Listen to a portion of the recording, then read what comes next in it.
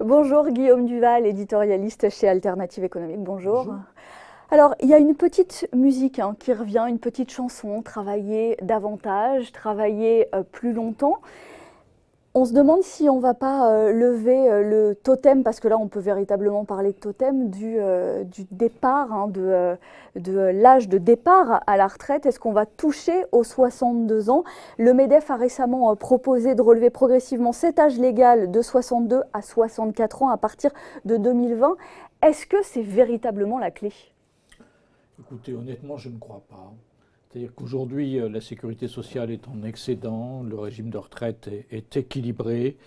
Il n'y a pas besoin, sur le plan économique, de ce type de mesures. Alors oui, il faut trouver de l'argent supplémentaire pour financer la dépendance. Donc là, il y a un besoin manifeste d'améliorer la mutualisation, le soutien aux personnes qui sont en situation de dépendance.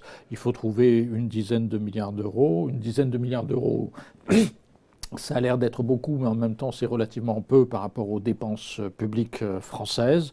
Il y a en particulier un candidat très direct pour financer ces choses-là. Ça s'appelle la CRDS, donc la contribution au remboursement de la dette sociale.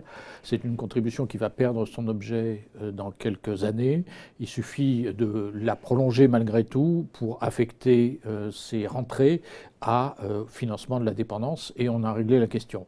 Donc là, il y a une volonté très idéologique, je crois, de toucher à ce symbole, comme vous le disiez tout à l'heure. Ce qu'il faut bien comprendre, c'est que c'est très injuste socialement quand on y touche. Donc, parce que ça touche d'abord les gens qui ont commencé à travailler très tôt.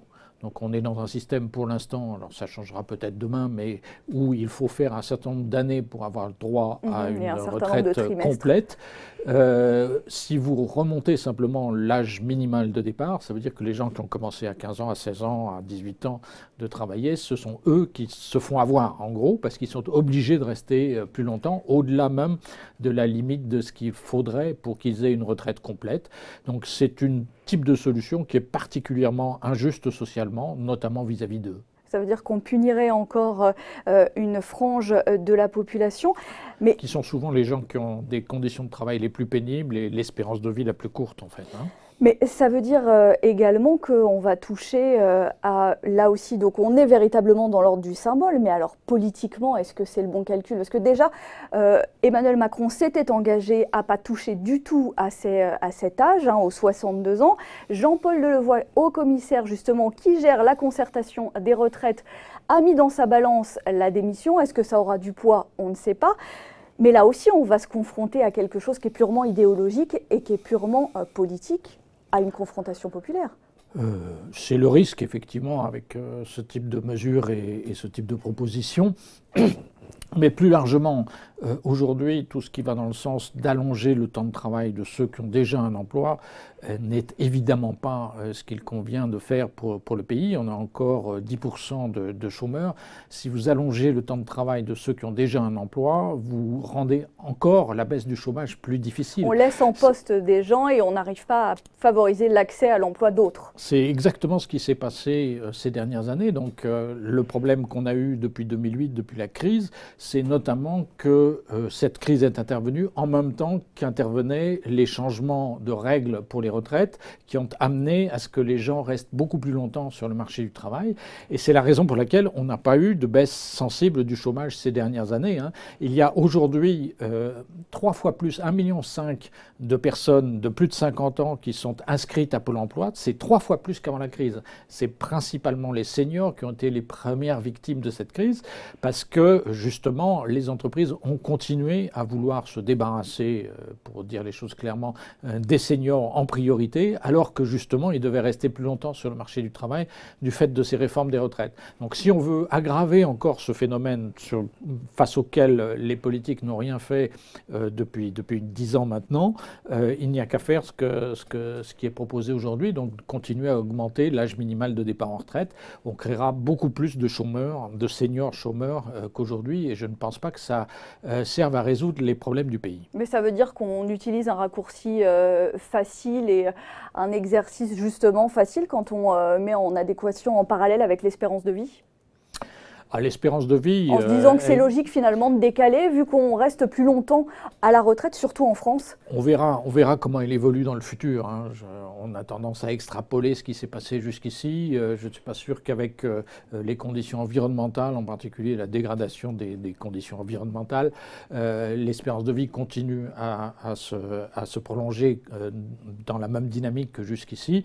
Ce que je note en particulier, c'est que l'espérance de vie en bonne santé, comme on dit, elle est plutôt de l'ordre de 63 ans pour les hommes et de 65 ans pour les femmes aujourd'hui. Hein. Donc si on met la barre trop haut pour l'âge minimal de départ, ça veut dire qu'on n'aura que des gens qui seront en mauvaise santé, d'une part qui resteront en mauvaise santé et qui seront dans l'emploi, ce qui ne va pas aider les entreprises, et d'autre part qu'on privera ces gens-là de du bénéfice de la retraite, en tout cas en bonne santé.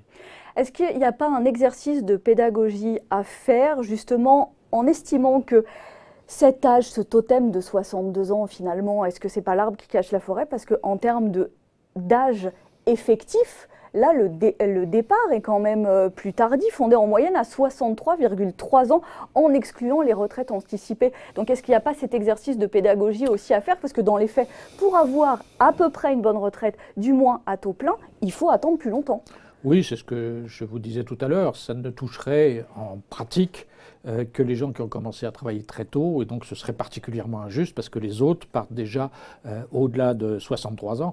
Ceci dit, ce n'est pas l'âge auquel ils partent du travail, hein, c'est l'âge auquel ils touchent leur retraite, parce que la plupart des retraités sont malheureusement déjà sortis du marché du travail depuis un certain temps pour les raisons que j'évoquais tout à l'heure. Donc les entreprises continuent à vouloir se débarrasser en priorité des seniors, et donc une partie significative d'entre eux n'a déjà plus d'emploi, mais est obligée de rester au chômage avant de pouvoir toucher sa retraite, et souvent de finir le chômage au RSA, puisque ça peut durer longtemps. Donc les enjeux et le cœur du débat, ça ne reste pas véritablement l'âge de départ à la retraite. Est-ce que les vraies questions, elles ne vont pas être autour finalement de la valeur du point, du taux de liquidation, véritablement à l'essence de cette réforme qu'on nous vend?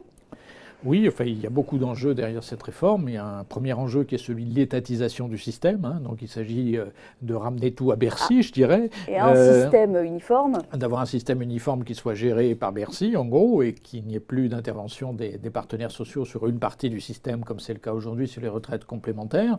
L'autre élément du dossier, c'est évidemment l'équation budgétaire. Donc le gouvernement dit on ne veut pas réduire la masse des retraites en faisant cette réforme.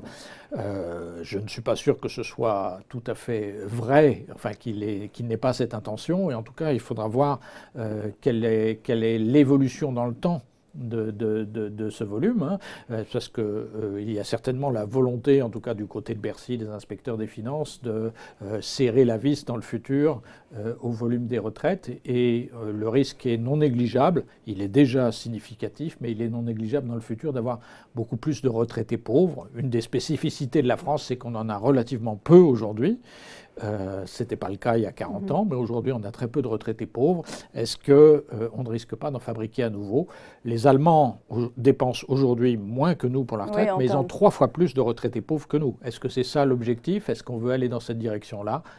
Je ne pense pas que ce soit souhaitable non plus. Dépenser mieux pour les retraites en France, alors je crois qu'on est de l'ordre de 14% du PIB dépensé pour les retraites en France, justement. À noter que la concertation doit se poursuivre jusqu'au mois de mai.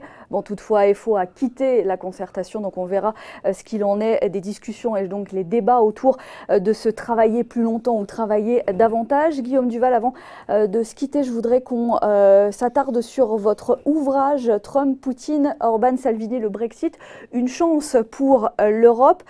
En somme, c'est quoi? C'est l'Europe face au populisme? C'est l'idée qu'on a beaucoup plus d'opportunités qu'on ne le pense aujourd'hui de changer l'Europe, d'avoir une Europe plus intégrée, plus sociale, plus écologique. Il y a de quoi être notamment moteur. parce que tous ces gens nous embêtent. Mais en fait, derrière tout ça, il y a des opportunités. Par exemple, Trump, il nous oblige à nous doter d'une politique étrangère et de défense commune parce qu'il veut laisser tomber l'Europe. C'était déjà le cas d'Obama. Mais il nous oblige aussi, sans doute, à changer de politique économique en Europe. C'est lui qui peut obliger, en particulier l'Allemagne, à accepter de dépenser plus d'argent en Europe pour limiter les excédents extérieurs européens et que les Allemands puissent continuer à vendre des voitures aux États-Unis. Donc tous ces gens nous offrent en fait des opportunités à saisir pour changer en profondeur l'Europe. On pense que c'est pas possible parce que depuis 30 ans ça s'est mal passé et on n'a pas pu changer grand-chose, mais en fait je crois que c'est beaucoup plus facile qu'on ne le dit aujourd'hui. Merci Guillaume Duval. Je rappelle que vous êtes éditorialiste chez Alternative Économique et votre ouvrage Trump, Poutine, Orban, Salvini, Brexit, une chance pour l'Europe chez Les Petits Matins. Merci d'avoir été dans Ecorama. Merci à vous.